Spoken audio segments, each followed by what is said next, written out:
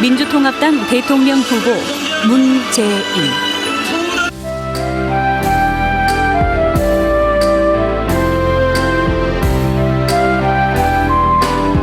인권 변호사의 길부터 함께한 노무현과의 30년.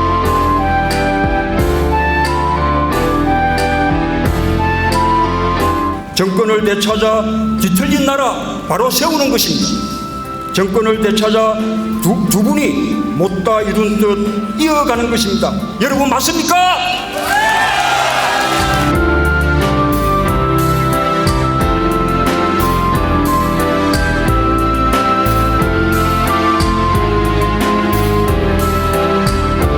(2012년의) 선택과 문재인의 운명. 네, 2012년의 선택과 문재인의 운명. 바로 그 문재인 민주통합당 대통령 후보가 아주 특별하게 광주 전남 유권자분들을 만나기 위해 이 자리에 나오셨습니다. 어서 오세요. 예, 광주 전남 시민 여러분 안녕하십니까? 문재인입니다. 네, 민주당 공식 후보가 된 이후 광주 전남 방문 두 번째이시죠? 예, 그렇습니다. 네. 이번에 정권 교체를 통해서 저희가 만들 정부는 국민의 정부와 참여정부를 잇는 세 번째 민주정부입니다. 예. 국민의 정부와 참여정부 모두 우리 전남 광주 시민들이 만들어 주셨습니다. 저는 이 세 번째 민주정부도 광주 전남 시민들께서 만들어 주실 것이라고 생각합니다. 광주 시민, 전남 시민들로부터 더 인정받고 선택받고자 다시 찾아뵙게 되었습니다. 네. 오늘 특별 대담에는 또 한 분의 특별한 손님이 오셨습니다. 연탄 한 장의 시인이시죠? 안도현 시인 오셨습니다. 네, 반갑습니다. 반갑습니다. 예, 안도현입니다. 네. 요즘 최근 적극적으로 정치에 대한 입장을 표명하고 계시는데요. 시인이 정치에 참여하고 또 개입하게 된 이유 궁금합니다. 저는 MB 정부 5년 동안을 지켜보면서 네.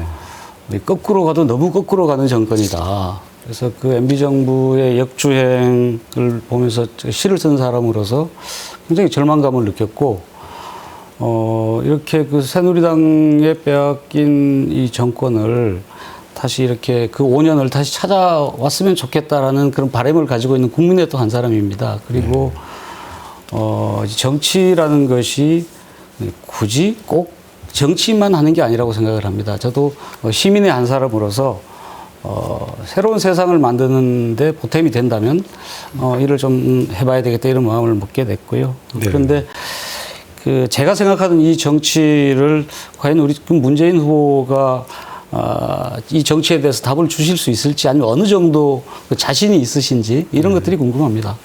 문재인 후보님께서는 민주당 후보 맞으시죠? 그렇습니다. 예, 광주 전남이 민주당의 텃밭이고 심장부라고 말해지지 않습니까? 예. 그렇다면 지금쯤 압도적으로 1위를 달리고 있어야 할 것인데 현실은 무소속 안철수 후보에게 지금 지고 있습니다. 지금 비상 상황 아닙니까? 예, 그렇습니다만 그래도 지금 광주 전남의 여론 지지도에서 예. 큰 변화와 또 역전의 그런 징후들이 나타나고 있습니다. 예. 최근의 여론조사 결과를 보면 제가 안철수 후보보다 지지도에서 앞서고 또 단일 후보 적합도 조사에서도 제가 앞선 그런 결과들이 계속 나오고 있습니다. 저희가 광주 전남에서 기대만큼 그동안 지지받지 못했던 것은 참여정부가 부족한 점도 있었고 또 저희 부족함도 있고요. 그리고 또 우리 민주통합당이 이 광주 전남 시민들께서 바라는 만큼 충분히 변하지 않았기 때문이라고 생각합니다. 우리 민주통합당이 제대로 혁신하고 새로운 정치를 이끌어 나갈 수 있다라는 그런 믿음을 보여드리면 광주 전남 시민들의 지지도도 더 부쩍 올라가지 않을까 그렇게 기대합니다. 예. 제가 보기에는 후보 자신의 문제라기보다는 민주당이 이 광주 전남에서는 거의 여당이나 마찬가지인 그런 입장인데요. 네. 민주당의 정치 방식에 대한 어떤 실망감 같은 것이 상당히 작용하지 않았나 싶은데 그 점은 어떻게 생각하십니까? 예, 그렇습니다. 우리 민주당이 호남 지역에서는 지금까지 여당과 같은 그런 이제 입장이었습니다. 그래서 우리 그 호남 민심을 제대로 대변해야 되는데 그렇게 하지 못하고 오히려 기득권으로 그렇게 느껴지는 측면이 있었다고 생각합니다. 아까 말씀드린 대로 우리 민주통합당이 기득권을 다 내려놓고 제대로 좀 혁신하고 새로운 정치를 이끌어야겠습니다. 또 그리고 그렇게 하려는 그런 각오와 결의로 지금 충분해 있습니다. 그런 모습들을 저희가 제대로 광주 전남 시민들께 보여드리면 우리 민주통합당에 대한 지지 그리고 또 저에 대한 또 지지 저는 확신하고 있습니다. 네. 참여정부에서의 그 호남 홀대론, 또 친노 세력의 폐쇄성, 또 집권에 있을 때 호남 배제에 대한 막연한 걱정과 두려움, 이런 것도 좀 민심에 반영이 되고 있다. 또 하나는 이 단순히 광주 전남 민심이 정권 교체만을 바라는 것이 아니라 정권 교체와 함께 새로운 정치를 열망하고 있다. 이런 게 이제 반영되고 있다. 이런 분석이 있습니다. 예. 우선 참여 정부가 우리 호남의 절대적 지지로 이렇게 출범했거든요. 노무현 대통령도 우리 호남의 절대적 지지에 힘입어서 대통령이 되셨고요. 그런 절대적 지지에 비하면 우리 그 호남의 기대에 제대로 이렇게 다 부응하지 못했던 측면이 있다고 생각합니다. 그 점에서 저는 이 참여정부의 공뿐만 아니라 과도 개성하는 입장이기 때문에 제가 큰 빚을 지고 있다고 말씀드릴 수 있겠습니다. 앞으로 제가 정권 교체하면 그 빚을 제가 다 갚겠다라는 이제 확실한 약속 말씀을 또 드리고요. 그리고 우리가 새로운 정치를 말합니다만 이 새로운 정치도 결국은 정당의 혁신을 통해서 또 정당을 통해서 실현할 수밖에 없다고 생각합니다. 지금까지 민주통합당이 실망을 많이 이렇게 드렸습니다만 앞으로 제대로 혁신해서 새로운 정치를 이끌 주체로서 우리 호남들에게 믿음을 드릴 것이라고 저는 확신합니다. 저는 그 문재인 후보께서 정권 교체만 할 게 아니고 정치 교체, 시대 교체까지 해야 된다고 이렇게 이야기하신 적이 있죠. 저는 그 설정이 바로 그 광주 전남 지역민들이 바라는 거라고 생각을 합니다. 정권 교체는 정권 교체에서 5년이면 이제 끝나지만 정치를 바꾸는 일은 워낙 오래 묵은 일이기 때문에 뭐 10년, 20년 내 앞으로 미래를 준비하는 일이고 또 시대를 바꾸는 일도 기존의 정치에 대해서 가졌던 별로 좋지 않은 그런 것들을 이번 한꺼번에 바꾸겠다는 그런 뜻이라고 이해를 합니다. 문 후보께서도 어제 새 정치를 위한 광주 선언을 발표를 하셨지 않습니까? 그런데 현실적으로는 그 새 정치의 상징은 안철수 후보가 아닌가. 그래서 좀 주도하는 상황인데 동의를 하시는가요? 꼭 그렇지도 않습니다. 제가 이미 출마 선언 때 정치 교체 그리고 새로운 정치 말씀드렸습니다.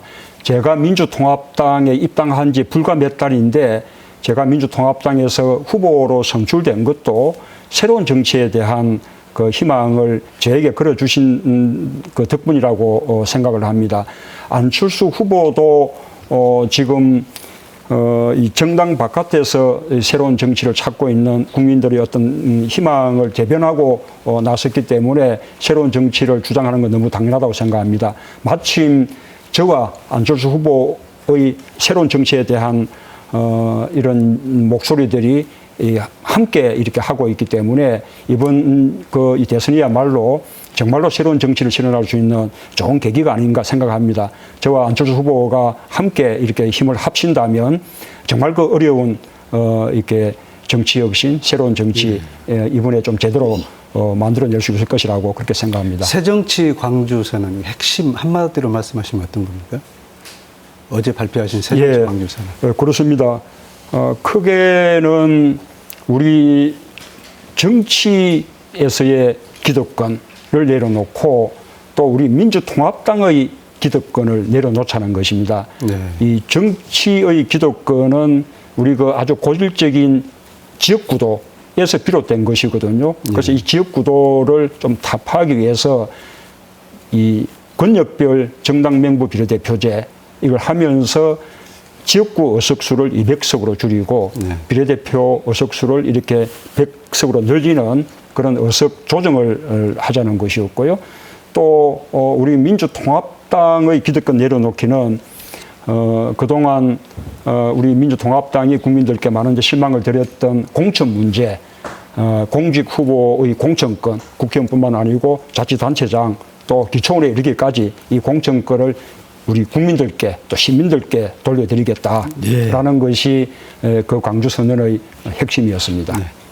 그 안철수 후보께서 국회의원 그 정수를 100명으로 줄이겠다 이렇게 발표를 했고 그게 무슨 대중 인기 영합적이다 또 뭐 아마추어 같다 이런 평가도 좀 있었습니다.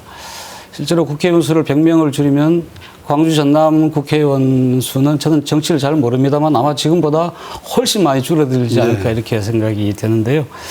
그 문재인 후보의 정치혁신안하고 안철수 후보 캠프 쪽의 그 정치혁신안에 좀 그런 차이점은 뭐라고 생각하십니까? 우리 그동안 국회가 제 몫을 못했기 때문에 실망을 많이 드렸습니다. 그러나 그 정치혁신의 기본 방향은 제 역할을 못했던 이 국회가 특권을 내려놓고 보다 도덕적으로 그렇게 되면서 오히려 제 역할, 제 기능을 다하도록 하는 것이지 국회가 그동안 제 역할을 못했다 그래서 국회의원의 정수를 줄이는 그것은 저는 이렇게 정치를 발전시키는 올바른 방향이 아니라고 생각합니다. 이 국회의 기능이 약화되면 우선은 대통령, 제왕적 대통령 이게 문제인데요. 이 대통령의 그 권한의 남용들을 제대로 이렇게 견제할 수 있는 그 이제 기능도 또 떨어지게 되고요. 우리나라는 돈, 자본, 재벌, 또 각종 이익 집단 이런 시장 권력이 문제거든요. 이 시장 권력에 대해서 통제하는 역할도 국민들로부터 선출된 그런 국회의원이 그 민의의 대표기관에서 해야 되는데 국회의 그게 축소돼 버리게 되면 이런 시장 권력을 제대로 제어하지 못함으로써 재벌 개혁이라든지 경제 민주화라든지 이런 부분들도 제대로 못할 우려가 있다고 생각합니다. 뿐만 아니고 의원 정수가 줄게 되면 각계각층의 다양한 국민들 심지어 소수 계층까지도 이 대표를 낼 수 있는 이런 기회가 더 줄어들기 때문에 그런 점에서도 저는 꼭 이렇게 옳은 방향은 아니지 않는가라는 의문을 갖고 있습니다. 예, 대선 캠프의 혁신도 중요하지만 또 민주당의 쇄신을 요구하는 목소리가 좀 많습니다. 당내에서도 강하게 지금 일어나고 있는데 구체적으로는 이해찬 대표, 박지원 원내대표 두 분을 이선으로 퇴진해야 된다. 혹은 또 백의종군해야 된다. 이런 목소리가 있습니다. 후보로서 동의하십니까? 이번에 저희가 이 선대위 구성하면서 수십 명에 달하는 선대위원장들 또 선대본부장 가운데 이른바 친노라고 이렇게 지칭되는 분들은 한 분도 없습니다. 실무팀장 가운데 몇 분이 있었는데 그까지도 여전히 친노가 이렇게 그 막후에서는 자주저하는 거 아니냐라는 이제 여러 가지 의심을 받으면서 그것이 이제 우리 또 민주당의 혁신의 걸림돌로 작용했기 때문에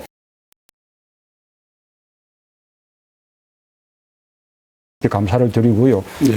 그리고 이른바 이제 이박 퇴진 이것이 우리 민주통합당 이야기가 많이 됩니다만 저는 그분들의 어떤 퇴진이 본질은 아니라고 생각합니다. 과거 우리 참여정부 때부터 좀 과거 역사를 보더라도 우리 선거에서 패배한다거나 또는 이 국민들로부터 어떤 지지를 많이 할 필요가 있을 때에는 늘 지도부가 이렇게 물러나는 방식을 취해왔는데 그런다고 해서 우리 민주통합당이 본질이 달라진 것은 아니었거든요.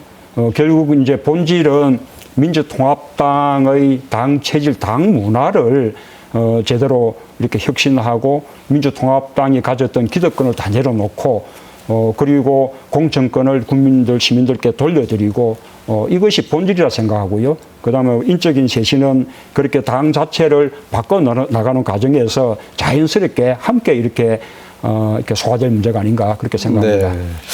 자, 이제 그 이번 주부터 다음 달 중순까지 예. 정치권은 물론 전 국민적인 그 화두가 될 쟁점이 될 문제가 있죠. 후보 단일화 문제일 것 같습니다. 예. 그 이야기로 넘어가 보겠습니다. 단일화에 대한 압박이 좀 거세지고 있습니다. 예. 지금 그 언론들로 구성된 원탁회의에서 예. 단일화를 요구를 했죠. 구체적으로 시기도 제시를 했습니다. 다음 달 25, 26일 후보 등록 마지막 그 전까지 완료해라. 예. 근데 현재 지금 단일화 자체가 좀 어렵지 않느냐 이런 전망도 있고 단일화가 되더라도 반드시 야권의 승리를 보장하는 것은 아니다. 이런 어두운 전망도 있습니다. 네. 어떻게 생각을 하십니까? 그렇습니다. 저도 공감합니다. 단일화는 반드시 이루어야 한다고 생각합니다. 그리고 그 단일화 한다면 그 시기도 적어도 후보 등록 전까지는 이루어지는 것이 바람직하다고 생각을 합니다. 예. 그리고 말씀하신 대로 그러면 단일화만 하면 승리가 보장되는 것이냐? 저는 그 낙관은 건물이라고 생각합니다. 그냥 단일화에 멈춰서는 안 된다고 생각합니다. 예.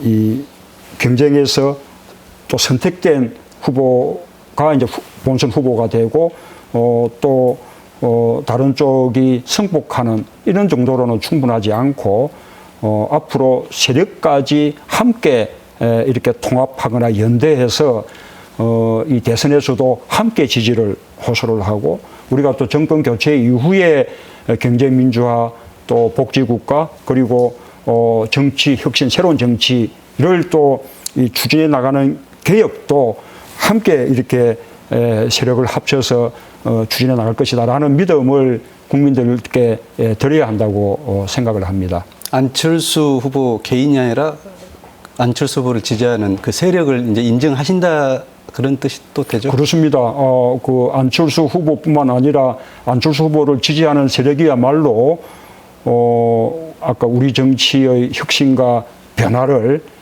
이끌어 나갈 네. 그리고 앞으로 또 경제민주화나 복지국가의 개혁을 또 이끌어 나갈 아주 중요한 개혁 세력의 저변이 되리라고 저는 생각을 합니다. 예. 그 단일화 문제는 거의 뭐 지상 과제와 같은 그런 거라고 생각을 하는데요. 저는 그 단일화가 국민들에게 그 감동을 생산해서 보여주는 그런 모습이어야 되고 이게 그 단순히 이 문재인 후보와 안철수 후보 1대1의 그 결합이 아니고 그 새로운 세상을 원하는 사람들한테 굉장한 답이 돼야 된다고 생각을 합니다. 그래서 이 단일화는 굉장히 진지하게 해야 되지만 또 저는 한편으로 좀 낭만적으로 또 생각을 해본 적도 있는데요. 단일화를 해야 되는 이유를 딱 한 가지만 말씀하신다면. 그렇습니다. 과거에 그 DJP 연합은 일종의 지역 연합이었거든요. 그렇죠. 그리고 2002년 대선 때 그 노무현, 정몽준 그 두 분의 또 단일화는 서로 정체성이 아주 다른데도 불구하고 맞아 인물과 인물 간의 연합을 이룬 것이었죠. 네.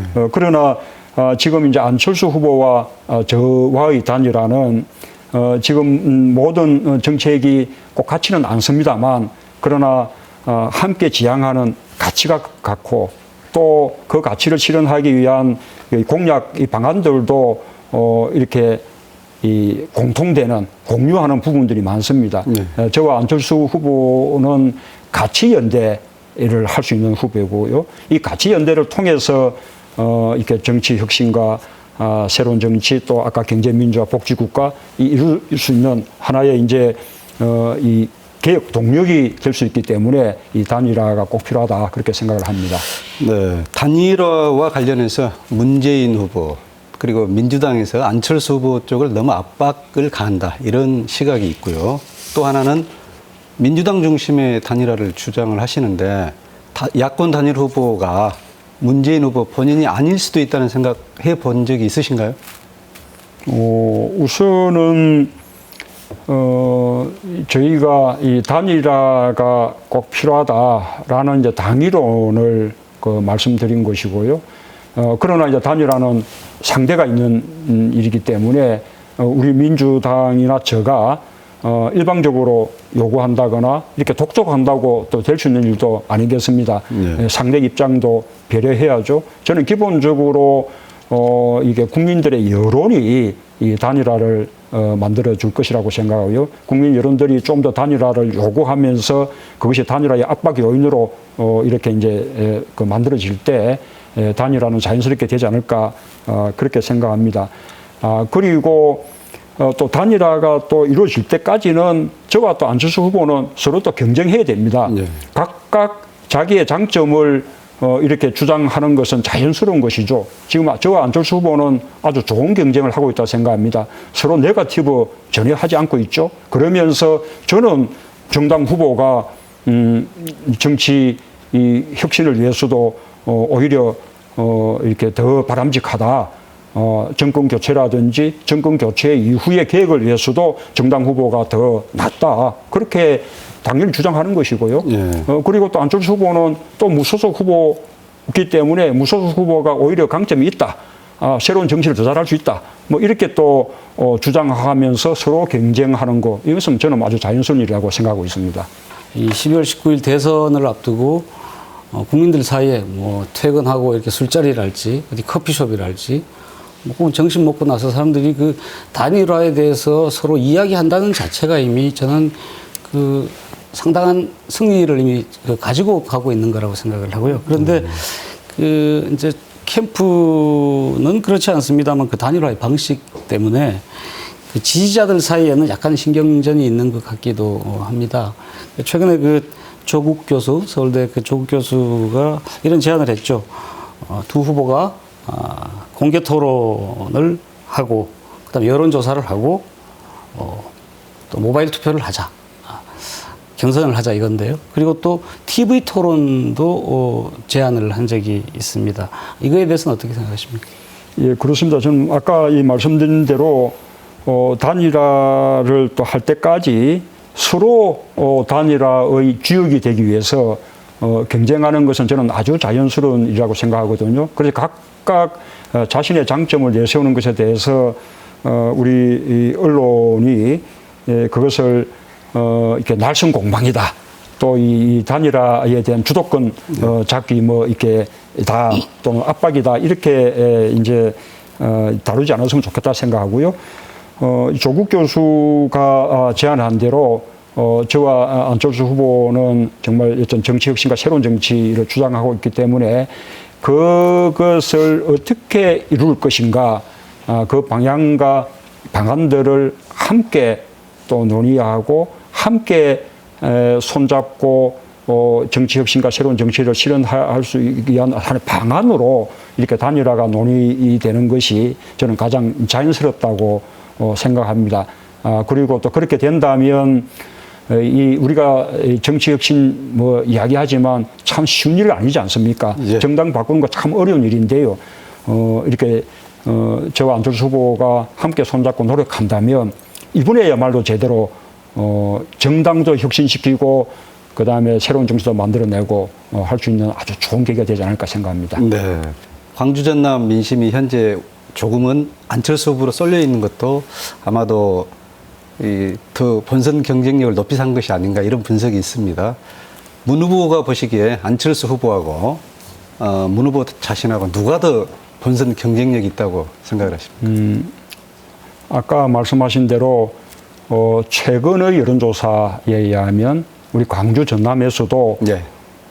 다자 구조상의 지지도에서도 제가 안철수 후보를 더 앞서는 그런 조사 결과들이 여러 개 나왔다는 말씀을 드리고요. 예. 그리고 그동안 다자 대결 구도에서 제가 좀 뒤지는 그런 어떤 여론조사에서도 누가 단일 후보로 적합한가라는 적합도에 대한 조사에서는 제가 대체로 앞서는 그런 여론조사가 많았습니다. 예. 그것은 지지도하고 또 다르게 맞아 본선 경쟁력은 국민들이 저를 더 이렇게 높이 그렇게 평가하고 있다는 것이거든요. 저는 제가 민주통합당의 후보라는 것 이것이 저의 하나의 한계이기도 하고 동시에 강점이기도 합니다. 민주통합당이 제대로 변화하지 못한다면 네. 그러면 그것이 저희 한계로 작용할 것이고 민주통합당이 제대로 혁신해 낸다면 저는 그게 저의 큰 강점이 될 것이라고 생각하는데 민주통합당 제대로 혁신할 자신이 있습니다. 네. 광주 전남으로만 국한해서 본다면은 본선 경쟁력도 중요하고 또 집권하고 나서 호남을 어느 후보가 더 진심 어리게 배려할 것인가 그 부분에 대해서도 고심을 한다고 보거든요. 예. 광주 전남의 또 관점으로 보자면 누가 지방 균형 발전 제대로 할 것인가. 네. 그리고 그동안 소외되고 홀대되어 왔던 광주 전남 누가 더 이렇게 제대로 발전시킬 수 있을 것인가라는 것도 굉장히 중요한 하나의 이제 기준일 것이라고 봅니다. 그런데 저는 그 점에서야말로 저에게 확실한 이 강점이 있다고 생각합니다. 아시다시피 이 참여 정부야말로 사상 최초로 지방 균형 발전을 가장 중요한 국정 목표로 삼았던 정부지 않습니까? 왜 그런가 하면요. 이게 서울에서는 지방이 보이지 않습니다. 네. 서울에서는 지역 균형 발전, 지방 살리기 이렇게 이야기하면 다들 옳다고 합니다. 머리로는 다 옳다고 받아들이는 거죠. 그러나 그것을 절실하게 생각하지 않아요. 지방에 있으면서 지방의 관점으로 지방을 바라볼 수 있는 후보만이 이 지역 균형 발전 제대로 할 수 있고 우리 광주 전남의 어떤 소외나 홀대도 제대로 이렇게 많이 할 수 있는데 저는 그런 관점을 갖고 있는 후보는 아마 저밖에 없지 않나 저는 그렇게 생각합니다. 이제 늘 이야기할 때 그 노무현 대통령을 이제 여러 사람들이 이야기를 합니다. 그 노무현의 뭐 그림자다, 뭐 친구다 이런 이야기들을 하는데 그 노무현 대통령과 문 후보님의 그 비슷한 지향점과 또 차이점, 뛰어넘을 방안 뭐 이런 것들을 좀 말씀해 주시죠.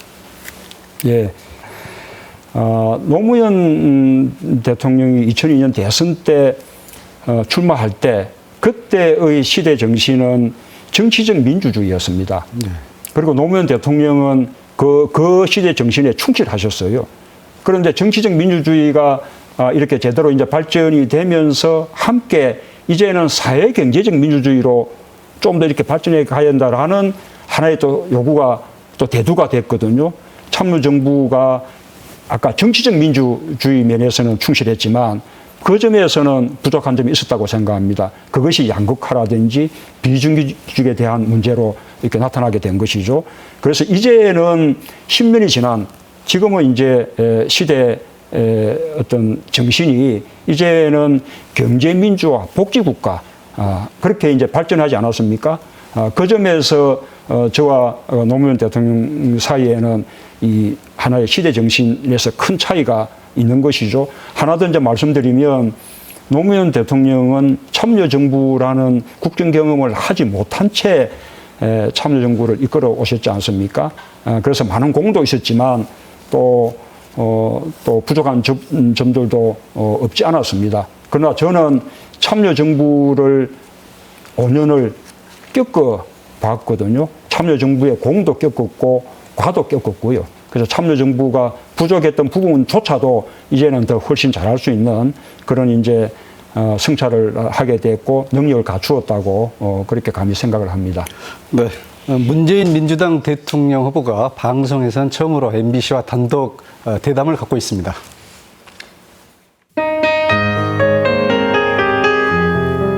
(1997년) 당신의 이름은 김대중이었습니다. 당신은 호남선 밤차를 타고 여의도까지 달려가 이번에는 2번 목이 터져라 외쳤습니다. 당신은 난생 처음 내 손으로 뽑은 대통령을 가질 수 있었습니다. 2002년 당신의 이름은 노무현이었습니다. 정몽준이 단일화를 깨뜨리던 그 밤 당신은 하얗게 밤을 새우고 맨 먼저 투표소를 향했습니다. 당신은 그렇게 두 번째 민주정부를 탄생시켰습니다. 당신은 호남입니다. 역사의 고비마다 방향을 제시하고 그 방향을 향해 맨 먼저 뚜벅뚜벅 걷던 호남입니다. 그 때문에 숱한 희생과 고난을 감수해야 했지만 역사가 다시 일어나라 명령하면 묵묵히 일어나던 호남입니다. 부탁합니다. 다시 한번 감동의 역사를 써주십시오. 문재인의 어깨 위에 호남의 기운을 불어넣어 두십시오. 김대중, 노무현, 문재인. 이것이 역사의 바른 흐름이라고 말해 주십시오. 가장 안정감 있는 준비된 대통령. 문재인은 당신과 함께 세 번째 민주정부를 만들고 싶습니다.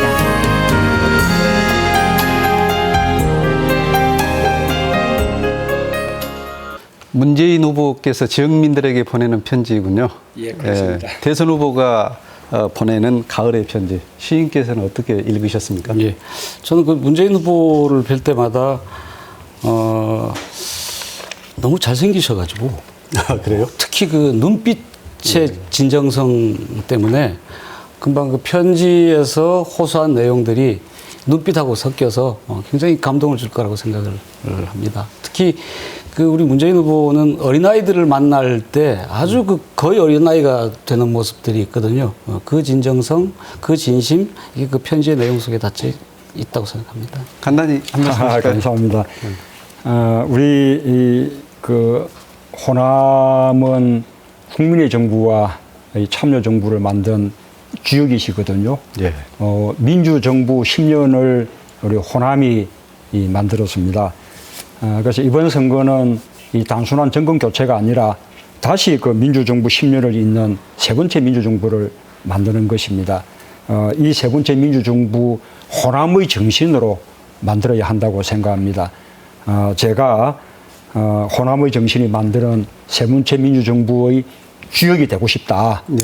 또 그렇게 될 수 있도록 우리 광주 전남 시민들께서 저를 좀 선택해 주십시오라는 그런 그 말씀을 드리는 편지였습니다. 그 호남 지역은 역사적으로 항상 그 선도적 역할을 해왔지만은 이 소외와 지역 낙후를 극복하지는 못했습니다. 예. 문 후보께서는 그 호남의 소외 그리고 지역 낙후 특히 그 부분 어떻게 인식하고 계신가요?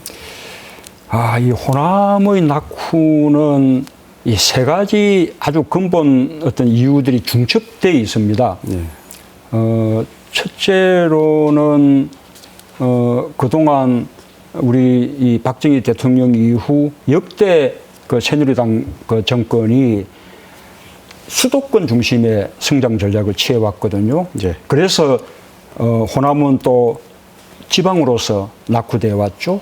그리고 또 같은 또 지방 간에는 경부축 중심의 성장 전략을 또 취해왔습니다. 그래서 또 지방 사이에서도 또 호남은 상대적으로 또 소외되었습니다. 예.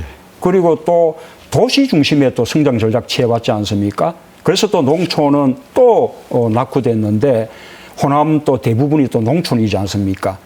그래서 이 세 가지 이렇게 낙후의 요인들이 중첩되어 있는데 여기서 이제 벗어나려 그러면 우리 이 지방 균형 발전의 어떤 철학, 소신 이런 것이 정말로 확실해야 됩니다. 그리고 우리나라를 중앙 집권 국가에서 지방 분권 국가로 만들겠다라는 강한 또 소신과 철학이 또 필요하고요. 저는 그 점에서 참여정부의 균형 이렇게 철학 그것을 개성하고 있고 그리고 참여정부는 그 시작이었을 뿐입니다. 이제 제가 단순한 개성에 그치지 않고 그 부분을 한참 더 높게 이렇게 이제 발전 시키겠다는 그런 비전을 갖고 있다는 말씀을 드립니다. 광주 전남은 그 행정구역이 나눠져 있어 그렇지 원래는 하나입니다. 그런데 그렇습니다. 또 대통령이 만약에 되시면 되신 후에 이 광주와 전남을 위해서 어떤 것들을 준비하고 계신지 그것도 좀 말씀해 주시죠. 따로따로. 우선 이 광주 전남은 그동안 아주 낙후되다 보니 원래 이 지역 균형의 이 가장 이렇게 올바른 방안은 지역에 내재되어 있는 자생적인 성장 동력을 이렇게 키워주는 것이 순리적인 방법인데 그 자생적인 성장 동력 자체가 아주 다른 지역보다 못한 실정이었습니다. 그래서 참여정부는 다소 좀 인위적으로라도 이쪽의 성장 동력을 높이기 위해서 광주의 경우에는 광주를 아시아 문화 수도로 만들기 위한 아시아 문화중심도시 사업을 시작했거든요. 그것이 무려 5조 3천억 원 예산이 투입되는 그런 사업인데 그때까지는 단일 사업으로서는 최대 규모의 예산이 투입되는 사상 최초로 그 최대의 그런 이제 사업이었습니다.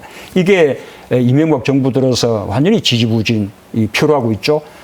아시아 문화 전당만 해도 원래는 2010년도에 개관할 목표였는데 지금까지 제대로 안 되고 있지 않습니까? 그래서 아시아 문화 중심 도시 이 조성에 제가 제대로 완성하고 그 내용을 채워 나가겠다.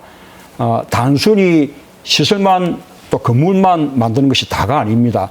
거기에 들어갈 수 있는 콘텐츠, 그 다음에 하나의 인적인 기반까지 앞으로 확충해 나간다면 저는 광주를 성장할 수 있는 가장 핵심적인 하나의 이제 동력이 될 것이라 생각하고요. 예. 전남의 경우에는 또 마찬가지로 혁신 도시를 수도권에 있는 공공기관 15개, 가장 큰 공공기관인 한국전력을 포함해서 그렇게 이전시키고 그것을 중심으로 5만 명이 넘는 규모의 혁신도시를 나주에다가 만든다는 계획이었는데 그것도 지금 지지부진 그러고 완전히 쪼그라들었습니다. 이 혁신도시 당초 목표대로 제대로 해내고 그것을 전남 전체의 성장을 이끄는 하나의 그 거점이자 중심으로 그렇게 육성해 나가겠습니다. 하나씩만 말씀드린다면 대표적으로 그것을 말씀드릴 수 있겠습니다.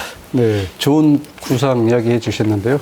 노무현 전 대통령처럼 광주 문화수도 합시다. 이런 획기적인 어떤 사업 계획은 없으시군요. 이 광주 문화수도라는 것이 너무나 획기적인 것이어서요. 그거 외에 또 다른 이게 방안을 제시함으로써 그 목표를 오히려 퇴색시키는 것은 바람직하지 못하다고 생각합니다. 네. 이 광주 이 문화중심 도시를 아까 말씀드린 대로 콘텐츠까지 채워서 한국의 문화를 이끌고 나아가서는 이 문화가 산업으로 이렇게 발전하고 그래서 이것이 새로운 성장 동력 또 미래 성장 동력 단지 광주를 발전시키는 방안이 아니라 대한민국의 문화산업을 이끄는 그런 이제 하나의 중심으로 그렇게 이제 발전시킨다면 저는 그 이상의 이렇게 광주를 발전시키는 방안이 저는 없을 거라고 생각합니다. 꼭 그렇게 해주시길 바랍니다. 감사합니다. 저도 이런 그 광주 전남에 대한 그 좋은 지역 구상과 함께 아주 오래된 과제입니다만 그 인사 문제 이런 것도 굉장히 중요하다고 생각을 합니다. 바로 그 탕평 인사인데요. 좋은 인재들을 널리 찾아가지고 적재적소에 잘 배치하고 잘 쓰는 그런 그 후보께서는 그 탕평 인사에 대해서는 어떤 구상이 있으십니까?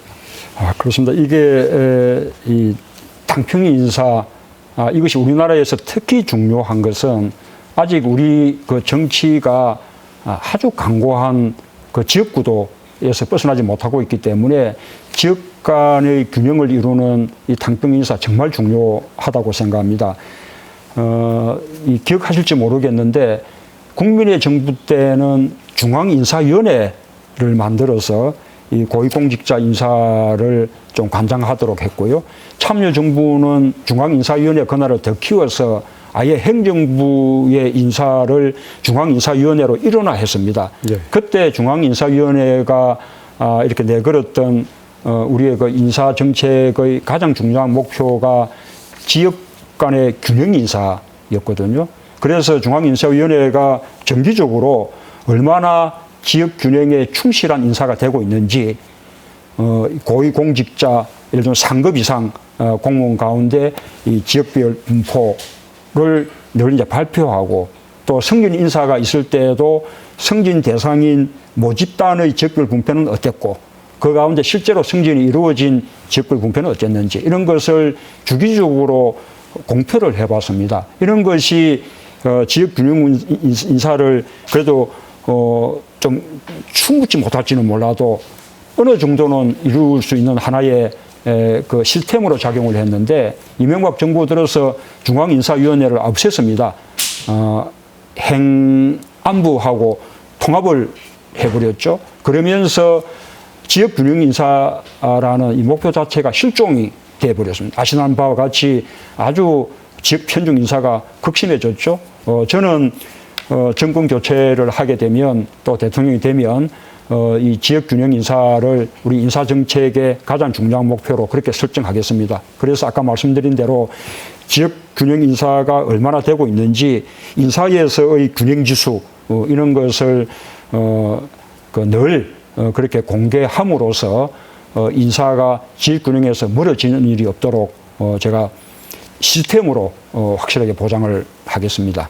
네, 지방 분권이나 탕평책 다 중요한 얘기인 것 같습니다.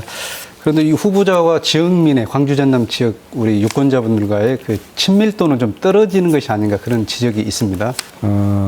과거 노무현 대통령도 우리 광주 전남의 선택에 의해서 이 민주당의 후보가 됐고 또 그 힘으로 대통령에 당선됐거든요. 네. 실제로 노무현 대통령이 그 지지에 비하면 우리 이 광주 전남의 어떤 기대에 다 부응하지 못해서 지금도 또 그 점에 대해서 섭섭해하는 그것이 없는 것은 아닙니다만 실제로 노무현 대통령은 광주가 마음의 고향, 정치적 고향이라고 늘 표현하면서 광주 전남에 대한 애정이 장각별했었습니다. 이 참여정부가 부족했던 부분까지도 제가 다 이렇게 좀 빚을 갚고 채우겠다라는 진정성으로 이렇게 제가 다가가면 이 광주 전남 민들과도 마음으로 그렇게 소통할 수 있지 않을까 생각합니다. 네, 문재인 민주통합당 대통령 후보와 이야기를 나눠봤습니다. 어느덧 또 아쉽지만은 대담을 마쳐야 할 시간이 다 되었습니다. 우리 안도현 시인께서 마지막으로 한 말씀 해주실까요? 예, 뭐 당부 말씀이랄까요? 예. 그 김대중 대통령의 국민의 정부는 이 땅의 그 민주주의 어떤 초석을 다진 정부라고 생각을 하고요. 노무현 대통령의 참여정부는 그 초석 위에 기둥을 세운 정부라고 생각합니다. 앞으로 그 3기 민주정부, 문재인 정부는 정말 지붕도 만들고 또 인테리어도 잘하고 해서 그 민주주의를 정말 완벽하게 완성하는 그런 정부가 됐으면 좋겠다 이런 바람이 하나 있고요. 그리고 지금까지 그래 오셨듯이 변하지 말고 흔들리지 말고 뭡니까 그물에 걸리지 않은 바람처럼 무소의 불처럼 혼자서 가라 이 말씀 드리고 싶습니다. 저도 유권자로서 한 말씀 드릴까요? 예. 약속 꼭 지켜주십시오. 감사합니다. 네, 한 말씀 해주시죠. 마무리 발언. 예, 우리 광주 시민 그리고 전남도민 여러분, 이번 대선은 우리 역사를 과거로 되돌리려는 그런 과거 세력과 또 우리 역사를 미래로 이끌려는 그런 미래 세력 간의 한판 대결이라고 생각을 합니다. 우리 호남이 이 땅의 민주주의를 위해서 투쟁하고 헌신하고 희생하면서 이 땅의 민주주의를 이끌어 왔듯이 그 민주화의 과정에 함께 동참했던 사람만이 정치적 민주화에 이어서 경제적 민주화 또 복지국가 이렇게 만들어내면서 미래 세력을 이끌 수 있다고 저는 생각을 합니다. 또 한편으로 이번 대선은 수도권 중심으로 사고하는 그런 정치 세력과 또 지역 균형 발전과 지방 분권화를 위해서 노력하는 그런 세력 간의 또 한판 대결이기도 하다고 생각합니다. 아시는 바와 같이 저는 참여정부의 지방 균형 발전 또 지방 분권의 국정 철학을 계승하고 있습니다. 그리고 지방에 살면서 지방의 눈으로 지방을 바라보는 그런 관점과 안목을 또 가지고 있습니다. 우리 그동안 낙후되고 소외되어 왔던 광주 전남을 제대로 균형 있게 발전시켜 나가는 데 있어서도 제가 후보들 가운데 가장 책임자라는 말씀을 드리면서 저와 민주통합당에 대한 지지를 우리 광주 전남 시민들께 간곡하게 부탁을 드립니다. 감사합니다. 네, 특별 대담에 응해주신 문재인 후보님 감사합니다. 예, 감사합니다. 네. 지금까지 광주, 목포, 여수 MBC가 공동으로 마련한 특별 대담 문재인 민주통합당 대통령 후보와 함께했습니다. 시청자 여러분 감사합니다.